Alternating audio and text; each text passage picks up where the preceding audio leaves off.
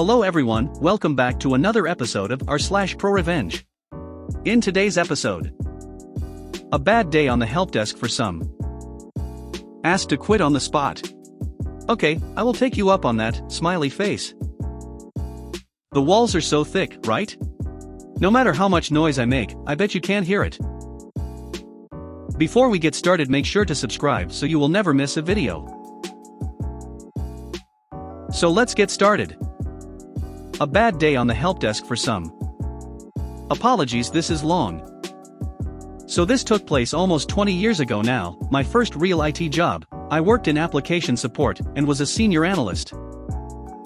To set the scene, the help desk managed a large estate, and the help desk was broken down into 4 sections. Each section managed a different customer estate, and due to the new shift patterns, a lack of staff, we had just recruited a whole bunch of new analysts, fresh recruits, who knew nothing about our bespoke systems, software, etc. Each section has a monitor showing report faults that need to be fixed, and if they are in and out of SLA. Simple color code: red means bad, it's out of SLA, orange almost bad, it's going to be out of SLA, green was all good, it's within SLA. The idea was to help you prioritize the faults that needed fixing and to keep within service level agreements of 95% fix within SLA. Each section had a manager who worked 9 to 5, most of them client facing, so client service manager, and some had little IT knowledge or skill. I had just started work at 7:30 a.m., having had the previous day off, because prior to that I had worked 3 nights, because one day off helps you adjust.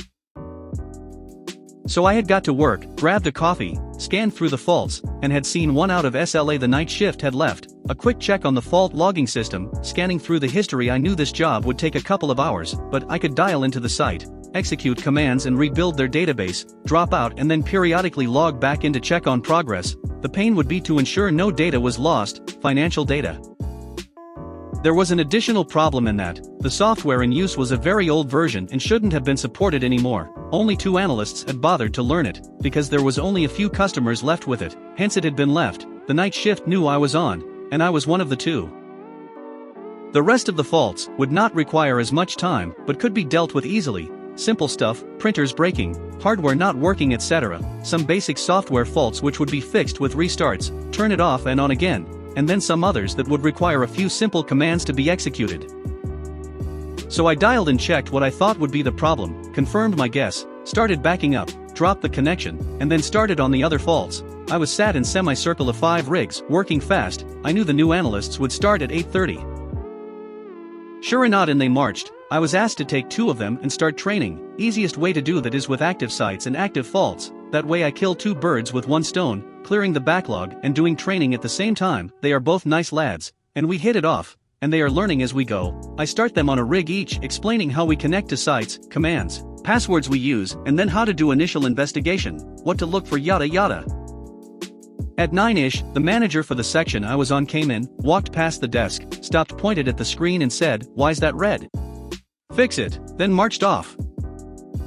About half an hour later, he walks back through the help desk, sees the phones are a little manic, sees me dialing into sites individually, whilst also helping the 2 new guys, and still not having said good morning, raised his voice and says, "I told you to fix that, why haven't you?"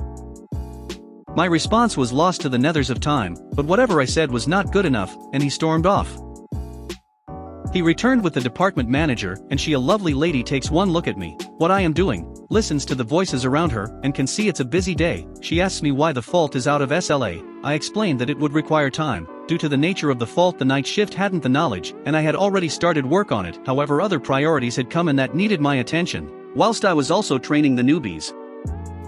It was going to be one of those days. She knew it, I knew it. The manager, let's call him Arshat, didn't. She nodded, thanked me, and they left. About 2 hours later, at the point I have not had a break, but my new assistants, new analysts, had been good and had been supplying me with coffee.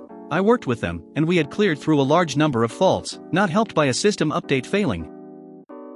I had already dialed into the site once, checked what was happening, happy with progress. I knew I would be working on it through lunchtime. It would be about 12 hours out of SLA by the time I fixed it, but there would be no data loss, and at this point there was not much that could be done.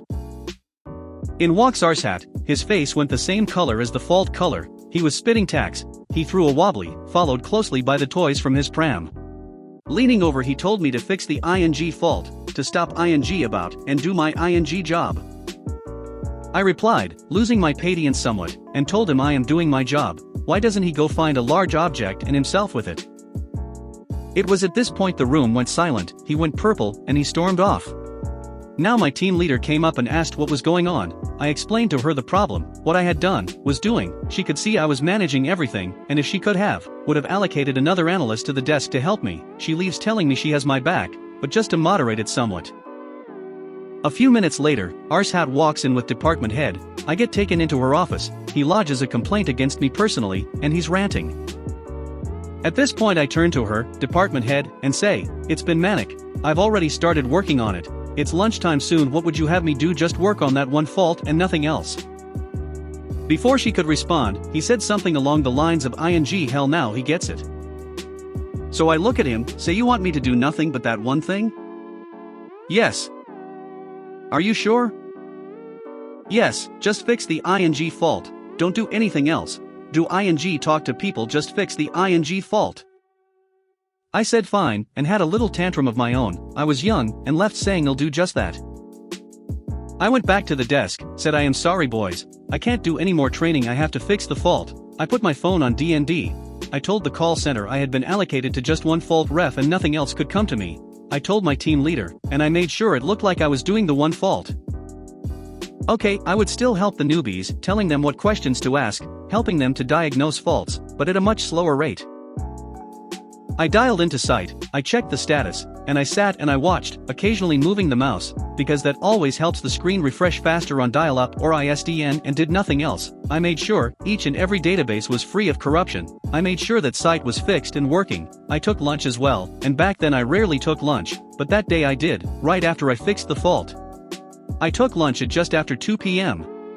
When I returned I had just over an hour before the next shift came in, and when they did, they had over 40 faults out of SLA, because apart from me, who else would fix them? The two new analysts.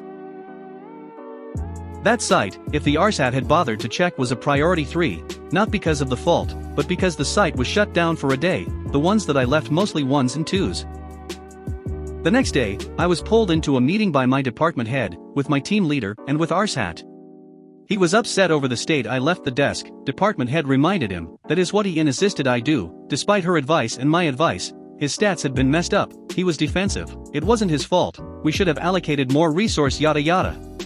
I left after 5 minutes, leaving my team leader in with them. She came out smiling and patted me on the head, saying good boy. RSAT rarely spoke to me after that, preferring to email, and he left a few months later. Asked to quit on the spot. Okay, I will take you up on that, smiley face. This happened 20 years ago after I had just turned 18, and during my first adult job as a cook in a franchise that has a very creepy clown as a mascot. After working there for 6 months, I decided that I preferred to work as a bartender, so it was known that I was looking to find some other job in a bar. This is a bit relevant with what happened. So, I was supposed to clock out at 4 p.m. As soon as my shift ended, I punched my card. Yes, we used to punch cards back then, and I was on my way to change clothes so I can leave. As I was leaving the kitchen, a big group of customers, like 10 or 12, walk in the store, so one of the managers demanded me stay to help. Note, she did not ask me if I can help, she demanded that I help even though I had already clocked out. Being 18 and nice, I agreed to stay to help. Around 20 minutes later, and I was still in the kitchen with several orders still to do, so I was complaining to the second manager, who was also working the kitchen at the time, that I really needed to go. For some reason, the other manager, the one that demanded that I stayed to help, overheard my complaint and starts yelling at me that I am useless, and that I should be grateful that I have a job, and that I shouldn't say these things as she knows I am searching for another job and she could fire me on the spot. Mind you, she was not working the kitchen, she just entered the kitchen to grab some stuff. So I told her that I had already finished my shift, and I was not getting paid for the extra time I was there, and that I was already late for the plans I had. So she yelled to me, "If you want to leave now, I might as well quit." Cue malicious compliance. I followed her instruction to the letter. I told her, "Yes, I want to leave now, so I quit." I took off my shirt and pants, as they were company issued, and went to pick up my stuff wearing only my underwear. Even after picking up my clothes, I didn't bother to get dressed, just walked out of the front door in my underwear. My shoes were also mine, so I was not barefoot. I walked to my car, where I put on the rest of my clothes. This happened in full view of the customers, as the kitchen is in direct view from the whole store. She was dumbfounded, and some customers even clapped and cheered because they heard how nasty she was being with me. Later I found out that she was reprimanded by the owner, probably because everything happened in view of customers, and I even got a small bonus on my last paycheck. Within the next couple of weeks found a bartending job that I kept for a few years. So in the end everything was for the best. The walls are so thick, right? No matter how much noise I make, I bet you can't hear it. Obligatory English is not my first language. I recently moved to a new awesome apartment. It is in a street with cute house only, and my building has only 8 apartments. It is sort of a small town community in a really big city. An oasis. Everybody is awesome, careful, does anyone have sugar helpful? Except, maybe, my neighbor who lives above me. She is a nice person. My first week in the new apartment, it was her birthday, and she was having a really small get-together, and invited me over. I spent maybe half an hour there and noticed she was a party-hard kind of person.